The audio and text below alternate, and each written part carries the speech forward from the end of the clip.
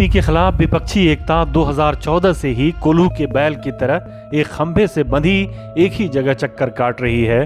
कांग्रेस और लगभग 2 दर्जन विपक्षी पार्टियों को भाजपा से 2024 में मुकाबला करना है। सभी विपक्षी एकता की बात करते हैं, सबको बीजेपी के खिलाफ विपक्षी एकता का नेता बनना है और सभी के मन में प्रधानमंत्री बनने का भी सपना है।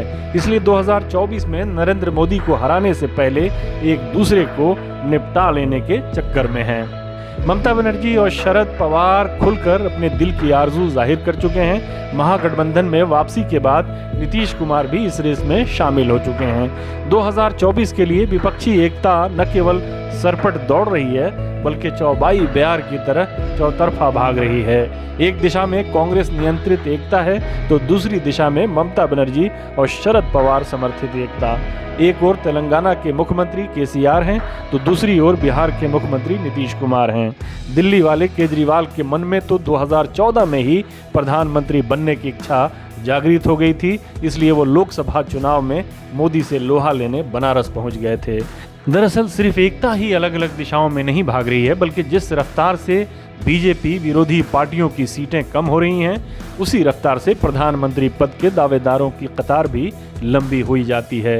राहुल गांधी, ममता बनर्जी, शरद पवार, अरविंद केजरीवाल, केसीआर, नीतीश कुमार जैसे इतने नाम काफ़ी नहीं थे कि ओम प्रकाश चौटाला और उद्धव ठाकरे को भी पंक्तिबद्ध कर लिया गया। मायावती की पार्टी की नीति में ही प्रधानमंत्री का पद शामिल है। आइंदा 2 महीने विपक्षी एकता के लिए बहुत ही महत्वपूर्ण है, क्योंकि अगले 2 महीनों में 2 ऐसे बड़े कार्यक्रम होने वाले हैं जिसमें कांग्रेस और दूसरी विपक्षी पार्टियां अपना शक्ति प्रदर्शन करेंगी। शक्ति प्रदर्शन का मतलब ये है कि विपक्षी एकता से लोकसभा चुनाव में किसी पार्टी, खासतौर पर कांग्रेस के साथ एकता की वजह से कुछ सीटों का नुकसान न हो जाए। विपक्षी एकता के क्रम में तेलंगाना के मुख्यमंत्री और भारत राष्ट्र समिति के नेता के चंद्रशेखर राव और कांग्रेस एक शक्ति प्रदर्शन कर चुके हैं।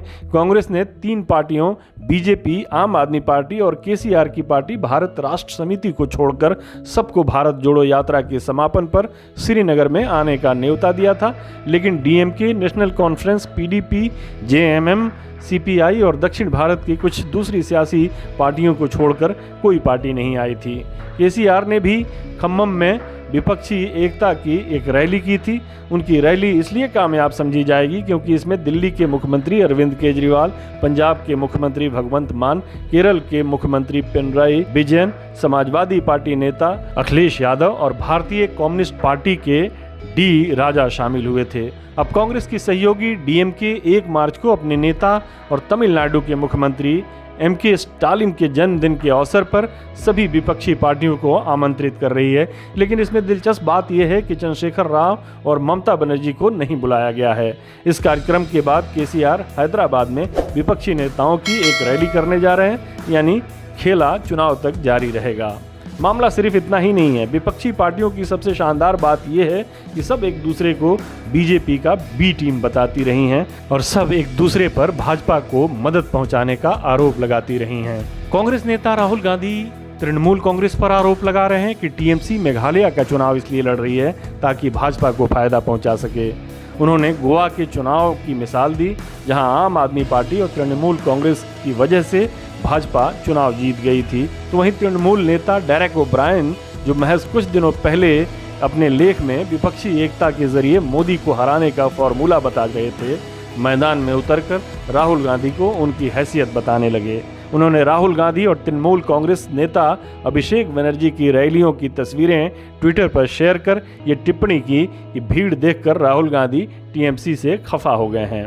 एआईएमआईएम के नेता असदुद्दीन ओवैसी तो पिछले कई सालों से बीजेपी की बी टीम बने हुए हैं। ओवैसी को इस मामले में सब पर बढ़त हासिल है, क्योंकि उनको कांग्रेस, एनसीपी, जेएमएम, राजद, तृणमूल कांग्रेस, सपा सबने बीजेपी की बी टीम बताया है। दूसरों के मामले भी कम दिलचस्प नहीं हैं। टीएमसी कहती है कि पश्चिम बंगाल में कांग्रेस और लेफ्ट भाजपा की बी टीम है और ये दोनों उसे फायदा पहुंचा रही हैं। उत्तर प्रदेश में समाजवादी पार्टी यह आरोप बसपा और कांग्रेस पर लगा रही है, तो बसपा रामचरितमानस विवाद को लेकर कह रही है कि सपा ने ऐसा भाजपा को फायदा पहुंचाने के लिए किया है।